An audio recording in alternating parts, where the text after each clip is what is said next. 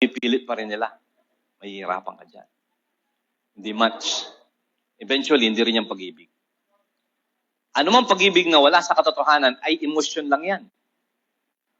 Sige kapatid, kanina sabi niya, paano natin aayusin yung mga may mga problems. Ang isang paraan po dyan, hanapin mo yung katotohanan. What happened? Yung mga nasa mag-investigate, ano ba talaga nangyari? Ano yung mga facts? Kasi minsan, balot yan ng emosyon. Balot yan ng emosyon, di ba? Mga matataas ng emosyon ng mga tao. Pero nakakalimutan na ano ba yung facts. Yung emosyon kasi parang tubig yan, mamaya wawala yan eh. Galit ka, visit ka, mamaya wala yan. Pero yung mga katotohanan, mananatili dyan. Amen po ba? Bawa, may nako kang manok. Hanggang maging magnakaganaka ka, maglungkutan ka, may nakaw ka pa rin manok. Paksit eh. In judge, naman lalo ang emosyon mo. Makalunos na kargo, makayululwa ka. Nano rin gawa mo, may nakaw ko pong manok. O putang yan nakaluluwa, may nakaw ka pa rin manok. Itang paksa yan, manatili. O then tutu. So, manayos ka, laban mo rin paks. Eka mo tutuki kitang emosyon. Kitang damdamin na rin akakasabi mo. Both sides. Naning milyari, naning paks. And then timbangan nyo rin ang paks. Minsan din paks rin, minsan alam mo, ela importante. Pero timbangan mo lang, importante lang ba yan? Halimbawa, itang sinabi ko kayo nandito, pisabiyo. Tapos mamaya, pelitan nyo. Ang tita mo bala, malaking bagay. Malaking bagay ito. Pisabiyo na eh. Tapos, may koing metong bira mo, malaking bagay ito. Kasi yung ginungabi mo na kin. Paks la po rin. Amen? Mo pwedeng pibayo-bayo rin. Yung emosyon, bayo-bayo yan. Sakit mo yung problema ka rin tao, 90% emosyon mo. Ngayon, ipot ang alala ng emosyon, may kamali na lang. Niyang harapin, gagawin decision pa ka muha ka. Diba? Muha ka pa, gagawin decision. Ngayon, may decision ka muha ka mo, o ang alala ng muha mo, makanan, may kapag-decision na ka. At kung atangin kita, at lang kwento ka ako ngayon may patilatang misaw, parehas lang nurse. Banya po ita, beryl na ning lalaki ng babae. Uling muaya. May tila kila sa akin. Ngayon puputang alana itang muha mo. Nang milyari kang asawa mo. Pete nang malyari ka. Pax la rin. Makulong ka. Amen? Ang emosyon mo, alana yun. Katutugi kang emosyon. Yes, sa tildang emosyon, tanong sabi ng laka ng emosyon. Ati kang emosyon, pero mo kakapitan din. Ka mag-decision based on emotion. Mag-decision ka based on facts. So, iting metong answer ko, kuya. Nung makanano tang manayos. Nyapin, pakiramdaman ng masalese yung storya ng both sides. At ilang facts din Ngayon minsan din facts rin daw nga sasabihan agad din. Sala sa likod do rin. Maninaya ka pa kanyan. Nyapin nating metong kukaduang witness. Amen po ba? Ating pang mag-witness kaya, ating pang mag-clarify. Ating pang magdagdag o magbawas. Karetang binggitan da kay kang facts. Pakiramdaman mo rin. Amen? So, pato naman. Kasi katotoo, minsan naman, automatic at chuk yan timano, akiting katutuan. Minsan yung katutuan, kulkulan may pa. Gintuya kasi yan Alam mo kanyang lalam kay pantunan may pa yan. Siya ka mamirapal. Tsaka, tamin mo, mag-conclude agad kay sarili mo. Pakiramdaman mo yung Holy Spirit, pakiramdaman mo yung tao, pakiramdaman mo yung Diyos, pakiramdaman mo yung sitwasyon. Agad magbiasa-biasa. May talabo ka. Maninaya ka. Kasi gano'n naman magmadali. Amen po ba? Sumasa sa atin ang biyaya, awa at kapayapang mula sa Diyos Ama na kay Kristo Jesus ang anak ng Ama sa katotohanan. Panay pong ulit-ulitan ng katotohanan. Verse 1, naduwa ng beses sinulit. Verse 2, metong kening 3, naduwan. So may kaaloy pang verse at luna na yung piulit-ulit yung katotohanan. Importante yung katotohanan. Kasi pinungita mo po yung katotohanan, makanano tamo. Nung pananampalataya tayo ang Kristo, hanapin, kayong katotohanan, sinubling maybe Jesus Christ. Wala takang katotohanan. Kasi pangalat tamo, sinubling maybe Jesus Christ. Pero yun ang pala sinubling maybe, o di at itaking kasinungalingan. So kita tamo pong katotohanan den pong Kristiyano, minunang Kristiyano, bas kinapamatayan doon nila, sabihan itang kasinungalingan. Tanggim niya Jesus Christ, seda nakapaten. Lubar rin nga mo pa matemi. Pangating may Jesus Christ, seda kapimpaten, pero may biya kaking kasinungalingan. Pero ading haliwa is an honor. Honor para ka kung mateko, alang-alang kang Kristo. Kang Kristo ko. Paten mo ngayon, ako ngayon, yoli. Kang Kristo ko. Amen? Kaya tatamong katutuan. Ito ang katutuan. Kasi pang ika pong katutuan, ay nakaman tatakot eh. Ika manaling, maglubilabu. Kasi yung katutuan nga eh, puta katutuan niya naman. Yung kasinungalingan yan eh, puta penanit, babayuan mo na naman eh. Babayo-bayo ka statement. Kaya tatamo pong facts.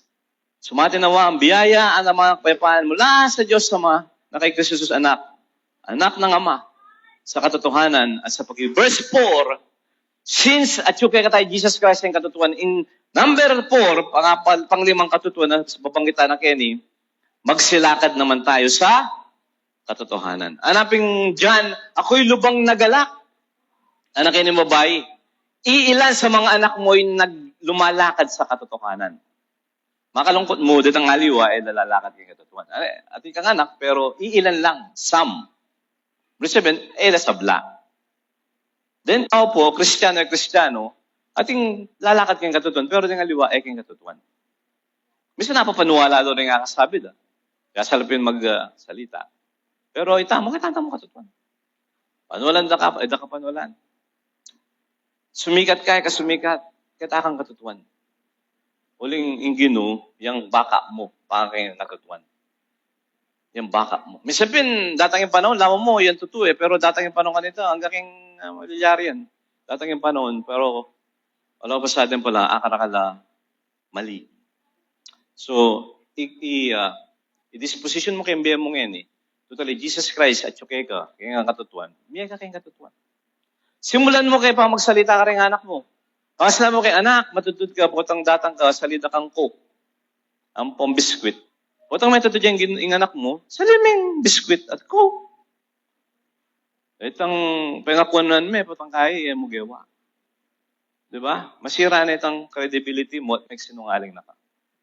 Ang sinabi mo, kita mo ngayon, yan mo, may amtaka ka rin, baski na magkasakit ka. Kasi din tao, minsan pabayo-bayo lang kasi emotion eh. Ay, Diyos ko, siguro munta. Pero tinukumpis sabi ganyan. Diba? Tinukumpis sabi. Munta ka ba sa magkasakit? Kasi tinukumpis sabi. Witi nga manandang mag-stick ka kitang sinabi mo. Itang katutuan. Kitang verse 1 to 3, ay Jesus Christ yung katutuan at yung kikatamo. Verse 4, lakaran tayo ni. Ang binasa lang kanina kay Ikap Rikabeta sa 1 Peter 2:24. Kap J. At ita kayong katwiran, lumakad ta kayong katwiran. Lakaran may katwiran. Ilawan na ng ginugata matulid, pero lakaran tayo naman yung katwiran niya, bantay, lakad ta mo matulid. At yung kaya tayong katwiran, lakad ta mo bukot-bukot. Match. At yung kayong katwiran, panitang maglaram, match. Nung at yung kayong katwiran, lumakad ta kayong katutuan. Perfect yan. Nung kinakailangan, mag-secret ka pa, secret, tamo pa. Pero gaman ng bento. Secret ka pa. Manahimik ka mo. Relax ka pa. Pero ikaw mamang ko kayong katutuan. Amen po ba? Huling kayo tayong paglingkuran at yung kayong katutuan. Or else, no ka rin nakatapulutan. Sana yung magluwat yung totoo, yung kasinungalingan. Sana yung totoo o yung kasinungalingan. Siyempre yung totoo. At yung Diyos, kanyan totoo. Alatin ang verse niyan. Basahan ko niya mo na, magyarita na. Ang gaya mong 13. At ngayon, pinamamani ko sa iyo, ginang, na hindi waring sinusulatan kita ng isang bagong utos, kundi niyaong ating tinanggap ng pasimula na tayo mag-ibigan sa isa't isa. Yung pag-ibig po yun, makatumpak yung katutuan. Sabi ko natin kayo, nung yung anak mo kailangan mo disiplinan, disiplinan mo. Kasi kaluguran mo. Ing lugod, correct. Ing lugod, katyo kayong katutuan. At ito ang pag-ibig na tayo'y, verse 6 is, na tayo'y magsilakad ayon sa kanyang mga utos. Kaya po, alwala ng Ten Commandments that specifically. Adwalang utos ken. Lumakad ka kayong katutuan ng po kayong pag-ibig. Pwede itang lulugod ka, pero totoo. Ang puro katutuan, nakaman lulugod. So much la po rin. Ito ang utos na tayo'y magsilakad sa kanya. Gaya ng iyong mga narinig ng pasimula. Sabagat maraming mandaraya ang nanagsisilitaw sa libutan. So, dakal po kasing conman, dakal naman daya. Doon maling patutuan. Eko po Amerikana ngayon eh. Pagkamalyanda akong kibuloy eh. Puta po, adakap na ako din pulis. Kasi mapali-pali yung kibuloy ngayon, darakpan din. Okay. Mag-relax ko pa. Siguro mistan kayo, tema ka-Amerikana yung pastor. Kasi pagkamalyanda akong kibuloy. Baloy po. Dakala kasi ding conman. Dakala ding false prophet. False teacher. Manluloko. At nakakarakaldaloloko. Amen? So, maingat na. Kaya tatamong katpang ka kasi kay katutuan, daka, ala ko, matibay ka rin. Amen? Kasi nung emotional ka mo, tuki-tuki ka, baskin ka rin, baskin mong mamulaki ka, tutuki ka. Akabalo na kang linlangan. Ala ka kasing principles. Kalalakad ka rin truths, facts, principles. Dahil hayop ang tiyala po eh. Instinct. Alalang prinsipyo yun yan. Kaya rakala na tao, lamo, hayop, lamo. Alalang prinsipyo kembye. Amen? Sa mga kapatid bagay, mga hindi nagpapahayag na si Jesucristo ay naparitong sa laman. Kanito matinding kasinungalingan kanya eh. Jesus Christ kano ay magkatawan tao.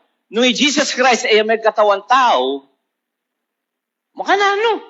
Alatang Kristong pisasabihan nung may katawan tao. Kaya John, Jesus Christ salita Diyos siya, ang salita ay ang salita ay sumasa Diyos at ang salita ay Diyos. Verse 14, at ang salita ay nagkatawang tao. John niya naman yan. Kaya nikitang 1 John 1 naman, si Kristo ang anak ng Diyos. Tapos kini, si Kristo'y tao.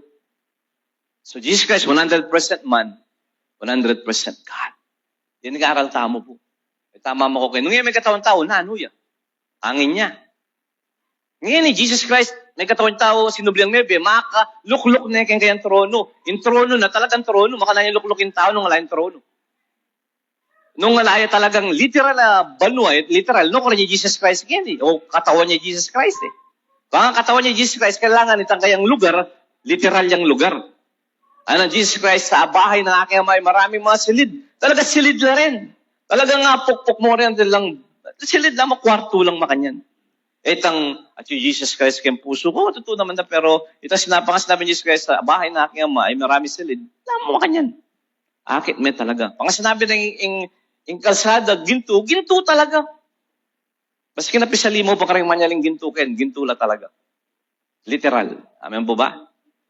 Yan yung katutuan. Ito ang mandaraya at ang antikristo. Okay, so kailangan itama mo ko kay Jesus Christ. Itama mo ko kay turunan Jesus Christ. Jesus Christ yung katutuan. Manaral kay kambale, mag-relax kay kang katutuan. Mamola-mola, mandaraya. Nga anong wala kang asabi, manahimik na kamo. Kasi tingaliwa ka, kaldapas sabi, man ka mabless le. Bless na ka rin tao, binolam niya mo, o yung gino, makanano. May mamula ka mo, may maglaram ka mo. Verse 8, mag-ingat kayo sa inyong sarili upang huwag ninyong iwala ang mga bagay na aming pinagpagalan. So ingatan tamo po yan. Kaya pinitang masyalang tamo ka rin tuturo-turo eh. Ngayon, namin ako yung kaligtasan tamo, saning milako.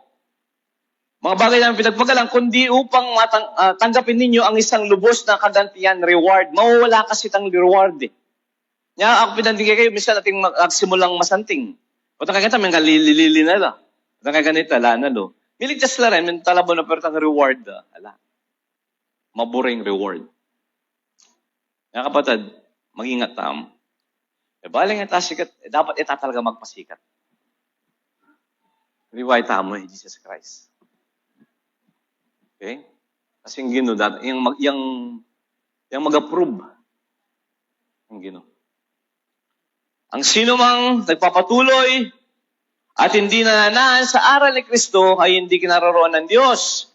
Ang nananahan sa aral ay kinaroroon ng Ama at gayon din ng Anak. Itatamon turo ng Jesus Christ. Verse 10, kung sa inyo'y dumating ang mga sinuman at hindi dala ang aral na ito ay huwag ninyong tanggapin sa inyong bahay at huwag ninyo siyang batiin. May tanggapin, may pababatiin.